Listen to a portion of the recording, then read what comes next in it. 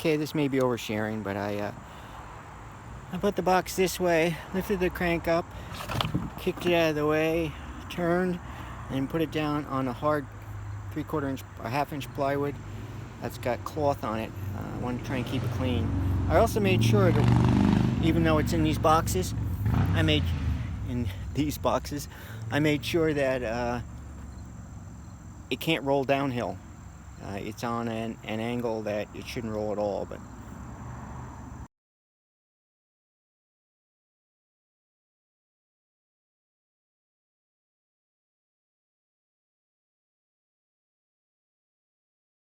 well, not immediately. First, you have to wash the crank down. If it's coated with, you'll feel it. It's a really sticky stuff, and you certainly don't want that going into the bearings and when it's going to try and start and spin real freely. It's protective coating.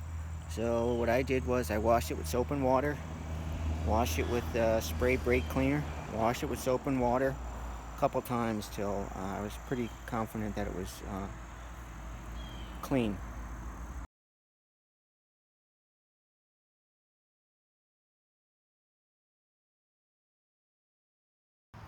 Okay, so we have all our surfaces ready to put the bearings in for the mains and the rear oil seal. Rear oil seal first. There's two packets. There's the packet with the seals in it that has fit and tells you how to do it, and then there's an extra one that says fit. Rotating shaft seal is important. They're really trying to tell you something here, which is great. I'd rather have it that way than the other way. And what they're trying to show is, or the proper way to install these.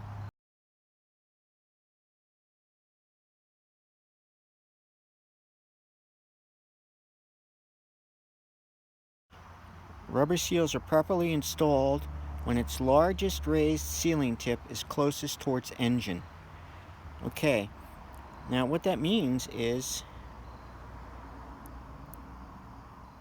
if you look at that, you can see this side is thicker.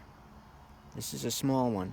The other thing I noticed is, in that side, if you look inside, there's little ridges, for lack of a better word, little grooves, probably to help with the oil as well. And the other side is smooth. Okay, so we want this thicker side to be towards the engine. So it'll go in like this, and just push it in.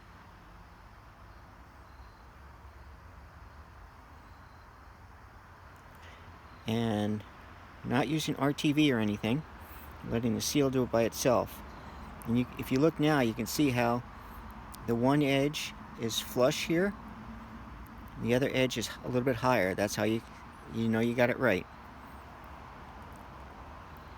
Okay, they also recommend, it says here, to put a lubricant in here, which makes sense. But if you're not going to use the engine right away, if you're not going to put this puppy on the road and get it rotating and running, to use a grease instead. And that's what I'm going to use, is a synthetic grease to put in this seal.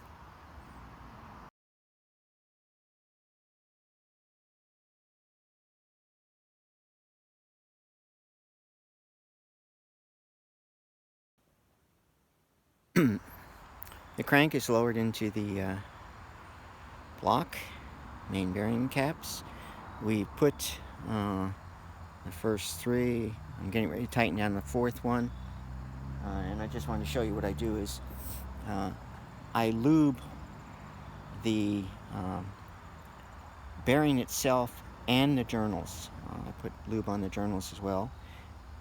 Assembly, and then for the bolts, I put the assembly lube on the top of the cap and then on the threads. And that way it's underneath. That way it's underneath this bolt. It's easier to do it that way, I think, than any other way. And then tighten all these down. Finger tight.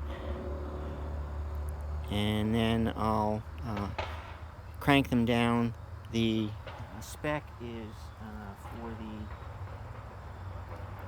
main caps 85, so I'm going to go to 50 You don't have to do them in sequence. I'm going to go to 50, and I'll turn the crank and make sure it's still turning freely and I don't feel anything. And if it's okay, then I'll crank them down to 85. Now on the rear seal, or the real cap, the other thing you have to do, suggested to do, is this oil seal will seal around here, but there's still this little bit of machine surface right there, that oil technically could seep through. So it's suggested just to put some RTV between here and here to seal that. And it's just, a touch of it, not like a 1/4 inch thick. Just, this is a machine surface, so you just need the very, very little amount, just so you can see it basically, and then it should be okay. When you put the rear one on, there's a little pin there. That's a guide. Of course, you should know how this goes on anyway because of the oil seal. It has to be facing the right direction, but that helps align this whole thing in place.